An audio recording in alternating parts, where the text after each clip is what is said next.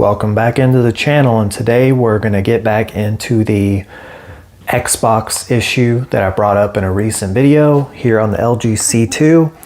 And I want to start the video off by showing you this. I'm going to go ahead and hit the input button on the remote, and you'll note down here at the bottom a couple of things have changed. You'll notice that the Xbox input is now grayed out when it's off. And number two, it now says Xbox Game Console. Whereas, you note from the last video I mentioned that the PS5 says PS5 Game Console, and when I first connected the PS5, it did it all on its own. It recognized it as a game console, and it named it this on its own. Whereas when I connected the Xbox to HDMI 4, it just said Xbox, I think. I can't remember what it said, but it certainly didn't say Xbox Game Console, so I renamed it. But shout out to those of you that commented on my last video talking about this, as I really do read the comments. A lot of the suggestions that come to me, I do try them out to see if that will correct an issue for me. So I came in here to settings. Let's see if I can navigate my way back to it.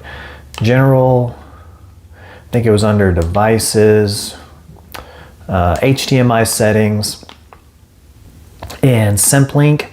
CEC is checked on here. So it was actually the first thing I wanted to make sure that it was showing up that way. And I'll double check it when I turn the Xbox back on here momentarily. The next thing I did was I went into the actual Xbox settings, which I'll go ahead and turn it on now.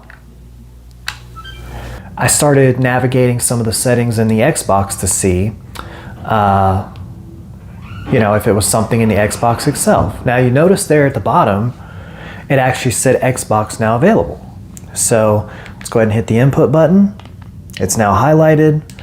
And what I want to do is I want to go back into the settings and show you what I changed and what's different now. So first thing, I'm going to come in here to the display options and go down here to device control. Now, in my previous video, I had CEC turned off. I would turn the Xbox on. If I was on another input, it would automatically switch the TV from whatever input I was watching straight over into the Xbox, and that's not how I wanted mine set up. So I came in here and unchecked this.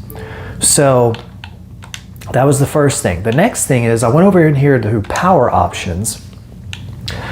And what was actually active was this one right here, sleep. Console sleeps instead of shutting down. Console uses more power, supports waking, okay, blah, blah, blah. It starts up faster. I had it on this one. I didn't change it to this because all of a sudden I want to be more, mindful of energy, usage and all that stuff. But I just wanted to see if it would make a difference. So when I came over here and checked this to active and I went to full shutdown, the system shut off and the TV went to the no signal screen.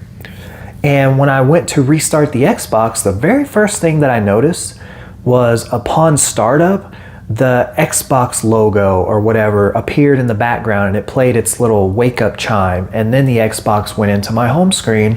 Whereas all this time I've had the Xbox and I've had it set over here to sleep, whenever I turn the Xbox console on, it just dives right into my home screen quickly, which is awesome, but I thought that might have something to do with it. So I have done this a couple of times now where I, do a hard shutdown on the Xbox with the device control HDMI CEC checked. First thing I noticed is that whenever I checked that CEC box, came over in here to power options and turned it to shutdown, the first thing I noticed was that when I hit the input button on the first test, it automatically renamed the console Xbox Game Console. When I came in here to CEC and I checked this box, it wanted me to restart the console. I restarted the console, and upon the restart, I noticed that it had renamed Xbox Game Console down here. So